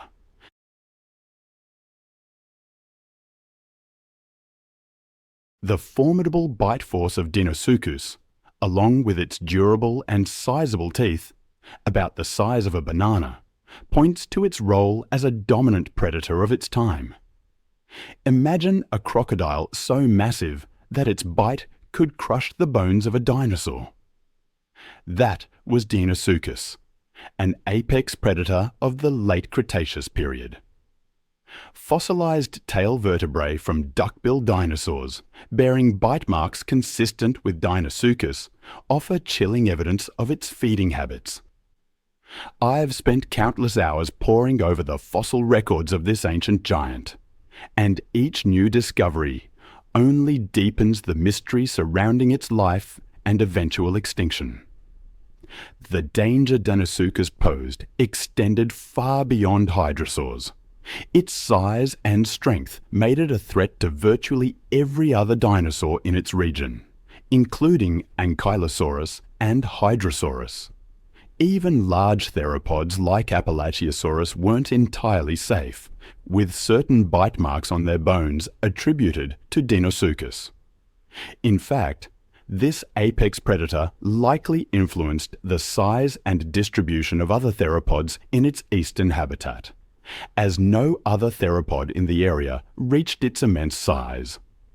Coprolite analysis has given us direct evidence of Deinosuchus's diet. These fossilized feces contain fragments of dinosaur bones, fish scales, and even turtle shells, providing a snapshot of its varied meals. Dr. Karen Chin, a specialist in coprolite studies, emphasizes that the diverse prey items found in Deinosuchus remains highlight its opportunistic feeding behavior.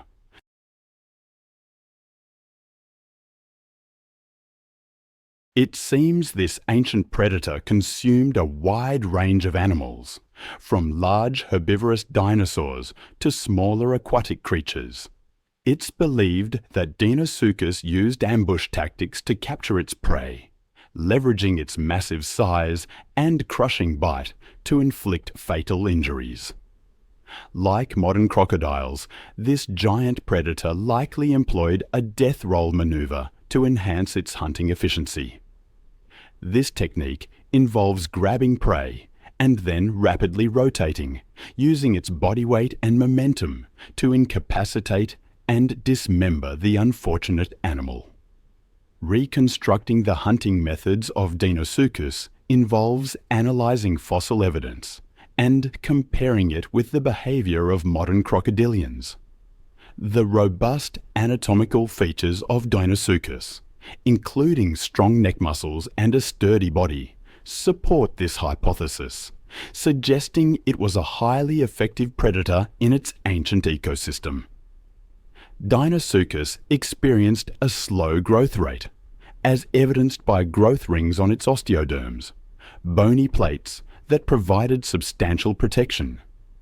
These rings indicate that it took around 35 years to reach full size. Even juvenile Deinosuchus were formidable predators, sporting considerable size and powerful bites even at a young age. These osteoderms not only served as armor, but also supported the animal's massive body, increasing its load-bearing capacity and enabling efficient movement on land despite its size.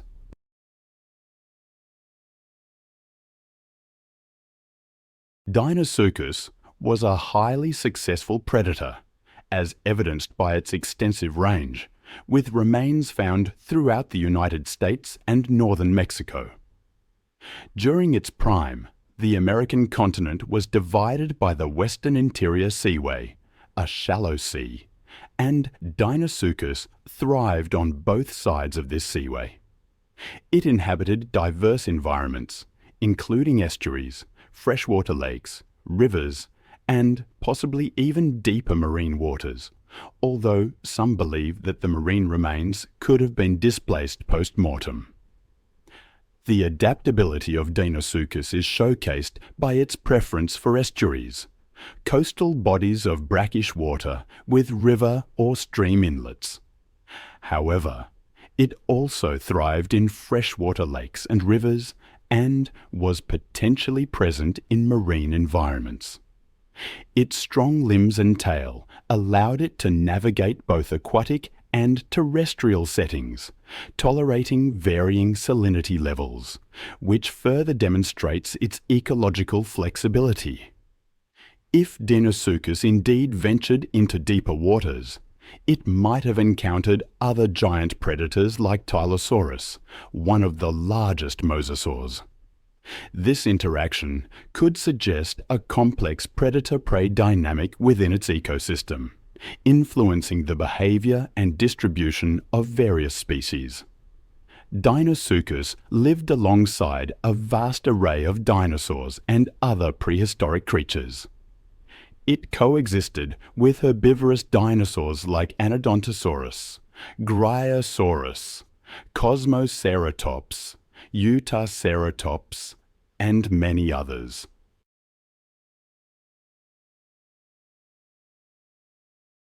Bite marks on the bones of hadrosaurs and other dinosaurs provide clear evidence of its predatory behavior.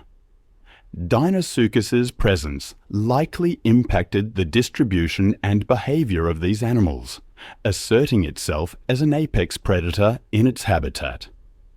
Despite its dominance, Deinosuchus vanished from the fossil record around 73 million years ago.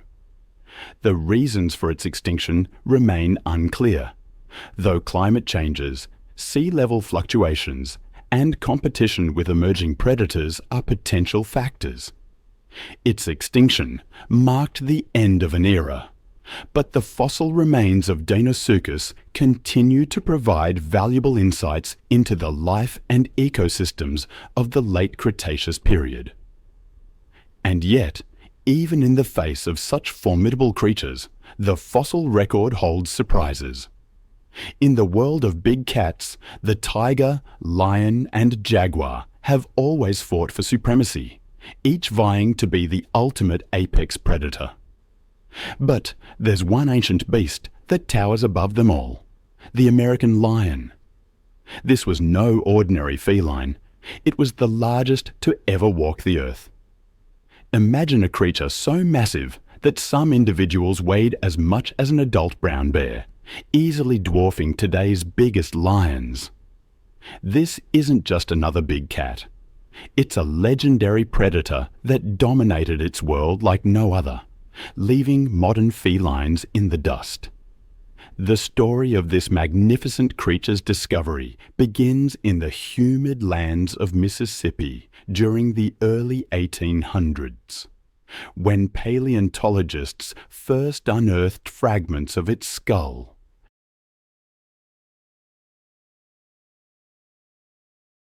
While modern lions are their closest living relatives, the last common ancestor lived somewhere between 500,000 and 1.9 million years ago. The sheer size of the American lion is what truly sets it apart. On average, these beasts were about 25% larger than today's African lions. Male American lions typically weighed between 351 kg and 420 kg, already making them substantially larger than any living big cat. But some specimens discovered in 2012 have been estimated to weigh an astounding 523 kilos. To put that in perspective, that's equivalent to the weight of 8 adult humans combined. Even the largest recorded Siberian tigers, the biggest living cats today, rarely exceed 300 kilos.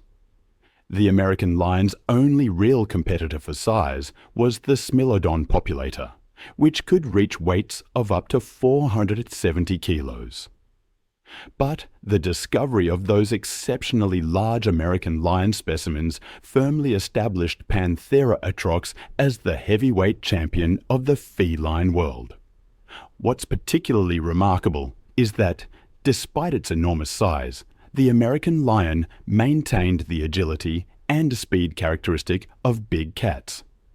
Conservative estimates suggest it could reach speeds of over 30 media tramvkis, faster than any human athlete, and comparable to a charging warthog. This combination of size and speed would have made it an extraordinarily effective predator, likely relying heavily on ambush tactics.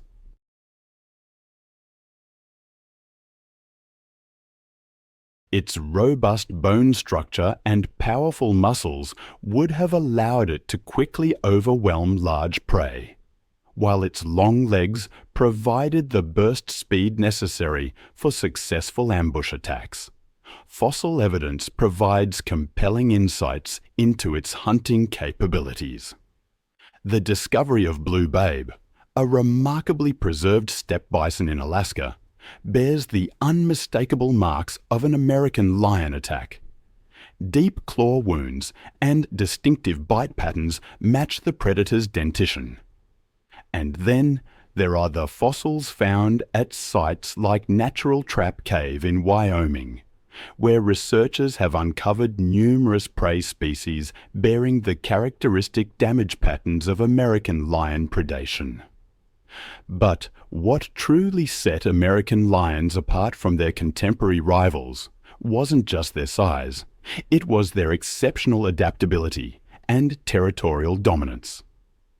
Unlike modern African lions that typically control territories of 100 to 200 square kilometers, evidence suggests that American lions commanded vastly larger ranges, some extending up to 500 square kilometers per pride. This massive territory was a necessity, given their enormous size and corresponding caloric needs. The fossil record tells us an intriguing story of their social dynamics. While modern lions live in prides of up to 15 individuals, American lion social groups appear to have been smaller, but more efficient. Bone assemblages at key sites suggest groups of 4 to 6 adults working together with devastating effectiveness.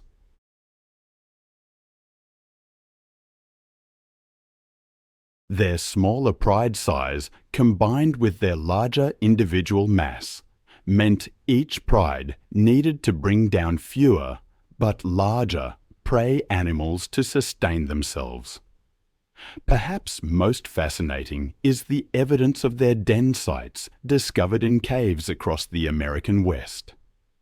These sites, particularly those found in the Grand Canyon region, show signs of multi-generational use, some caves bearing marks of occupation spanning thousands of years. The walls of these dens often bear deep scoring marks from claws, a behavior seen in modern big cats, but at a scale that dwarfs anything in the present day. Some of these marks are placed over 3 meters high on cave walls, providing tangible evidence of their incredible reaching height when standing on their hind legs. These locations have yielded another surprising discovery: collections of bones from juvenile American lions of varying ages, suggesting that, like modern lions, they had developed sophisticated parenting strategies. Unlike solitary big cats such as tigers, American lions appear to have invested heavily in cooperative cub rearing, a social adaptation. The bite force of the American lion. It was something truly extraordinary. I read once that its thick skull could generate a bite of 1,800 lbs per square inch, almost 3 times stronger than a modern lion, 6 times more powerful than the saber-toothed cat, Smilodon. And this force was delivered through canine teeth that could reach 4 inches long.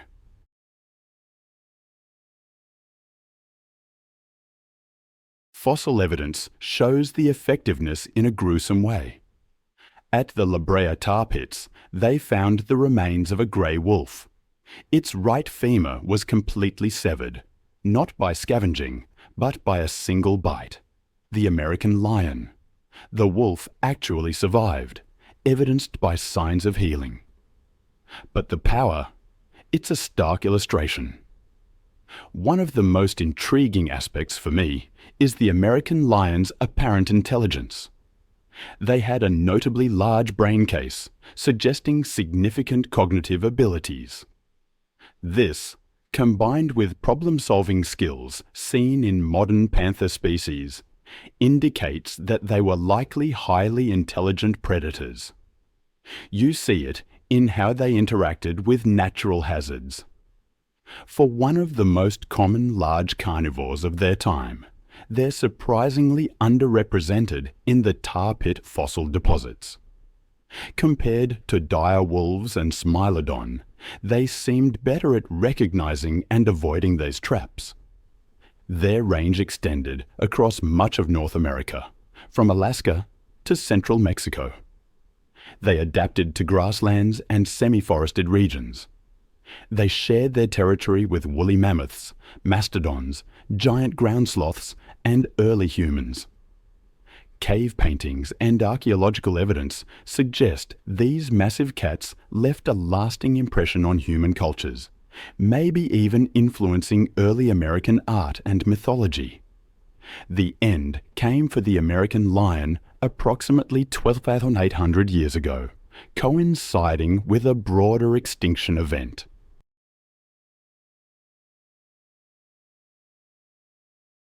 Climate changes at the end of the last ice age and the expansion of human populations. It was likely a combination of these factors: changing environments, reducing prey, and increasing human press, all pushing these magnificent predators past their breaking point. But then there was another prehistoric ruler, this one of the sky. Imagine an enormous creature soaring over the land, massive wings casting a shadow, chaos and frenzy among potential prey, desperate to hide. This was Quetzalcoatlus. Quetzalcoatlus belonged to the Asdarchidae family of pterosaurs. It was discovered in Texas in 1971. The paleontologist who found it realized it was a monstrous beast. In fact, he was so mesmerized by its size that he named it after a mythological Aztec serpent god, and Northrop after an aircraft manufacturing company. Quetzalcoatlus northropi, a conqueror of the skies, the first of its kind known to humans. It's become common knowledge that Quetzalcoatlus is the biggest pterosaur, the largest flying animal in history. But despite its size and cohabitation with the Tyrannosaurus rex, little is known about its biology. Its wingspan was first estimated to be wider than an F-22 fighter plane. But paleontologists today believe it was probably closer to 33 to 39 feet wide, still larger than an F-16, and roughly the same height as a giraffe on the ground. Some researchers believe it may have weighed close to 550 pounds.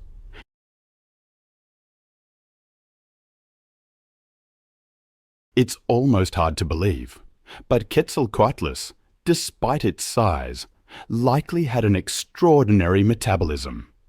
I find this fascinating. the energy required to support such a creature. It seems to have shared metabolic similarities with other pterosaurs. For a long time, scientists assumed it was cold-blooded, like other reptiles. But now, the evidence points to Quetzalcoatlus being warm-blooded and quite active. Warm-blooded or cold, it certainly wasn't winning any beauty contests. And contrary to what you might think, it seems unlikely that any modern flyers are direct descendants. This creature had a long, pointed beak, much like a modern stork, but without the hooked tip.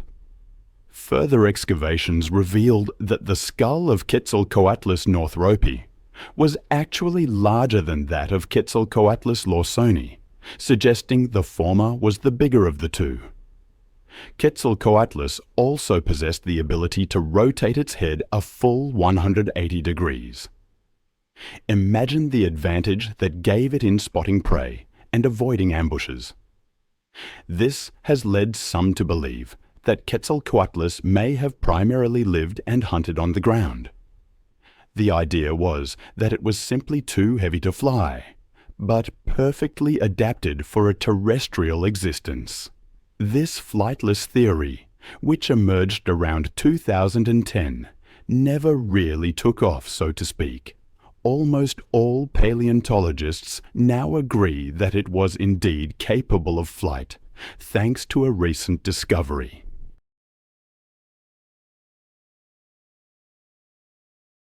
The unearthed bones suggest that Quetzalcoatlus had incredibly light, almost potato chip-like bones.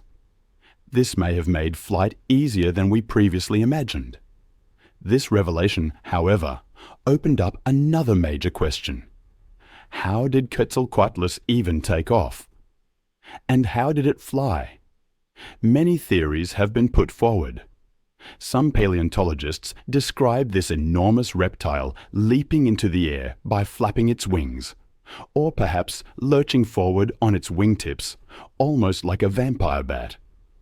In other scenarios, it may have crouched low before launching itself several feet into the air, giving it enough space to spread its wings and take flight.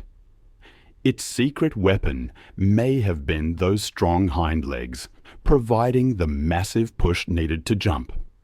One study suggests Quetzalcoatlus was a remarkable flyer, engaging in brief bursts of powered flight before gliding.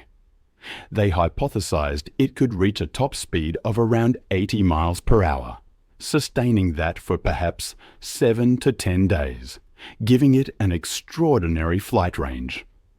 Despite its overall size, the torso of Quetzalcoatlus was extremely dense, packed with massive muscles. This allowed it to take off with a single leap and maintain altitude with just a few flaps. After that initial launch, it could probably fly non-stop for thousands of kilometers, only flapping occasionally to maintain altitude and adjust its course.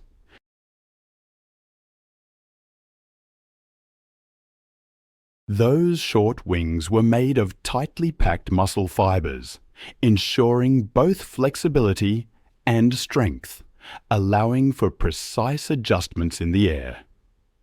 The extraordinary flight techniques of Quetzalcoatlus even inspired a Johnson Wax-sponsored mission to construct a model flying machine, designed to test flight simulations. The model, about the size of Quetzalcoatlus lawsoni, used a basic computer as an autopilot and demonstrated the effectiveness of the experiment by soaring and flapping its wings. Quetzalcoatlus, along with other ajdahids, had hind limb proportions more similar to modern running mammals than to their smaller pterosaur cousins, suggesting they were uniquely suited to a terrestrial lifestyle, even though they were quadrupeds on the ground. This has led scientists to further study the lifestyle and feeding habits of Quetzalcoatlus. It's widely accepted that this flying giant was a carnivore. But exactly what did it eat? Douglas Lawson, the scientist who first discovered Quetzalcoatlus suggested it scavenged on the carcasses of sauropod dinosaurs, much like a marabou stork. The fossil's location, far from the coast and with no signs of large rivers or deep lakes nearby, seemed to support this idea. However, the scavenging idea was debunked in 1996.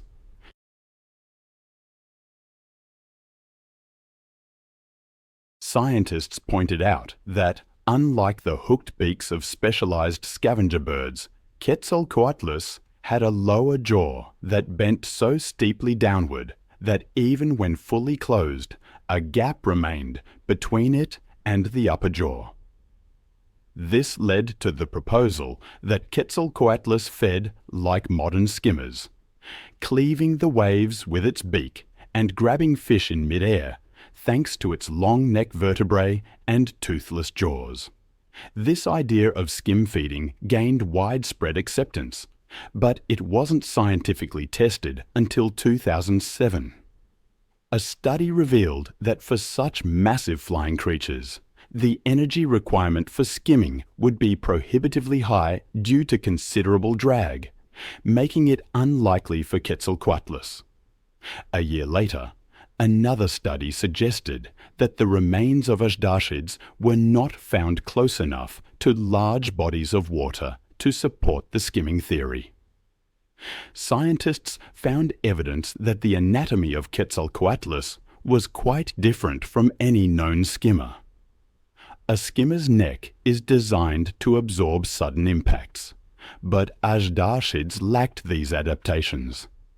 In reality, they would likely break their necks simply from the strain of attempting to push their lower jaws through the water.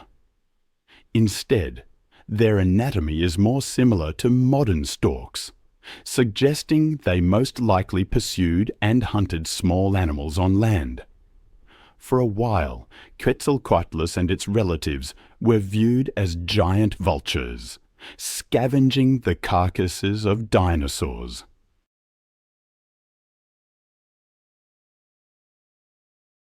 But with time and scientific advancements, we are starting to learn more about the habitat of this unique creature that once ruled the skies of the late Cretaceous period in North America.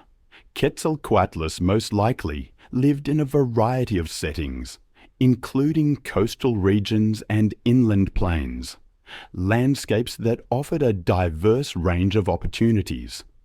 Imagine a world where the skies weren't just filled with birds, but with creatures like Quetzalcoatlus, a pterosaur so large it makes you grateful we live in a different era. A solitary hunter, most likely, roaming the ancient lands. It makes me wonder what it would have been like to witness such a being. Quetzalcoatlus lawsoni, it seems, had options. Different environments for hunting, nesting, and roosting. It's possible this species lived in swarms near alkaline lakes, social creatures waiting together. But Quetzalcoatlus northropi? That was probably a solitary hunter, free in the inland territories. Of course, it wasn't the only giant of its time. Fossils suggest that creatures similar to Tyrannosaurus and Torosaurus might have coexisted with Quetzalcoatlus, though, of course, more study is needed to be certain. Alongside the massive Alamosaurus, Quetzalcoatlus might have encountered other plant-eating giants, and predators too. The mighty T-Rex, perhaps, Dromaeosaurus, Triceratops, Albertosaurus, Edmontosaurus, even Dakota.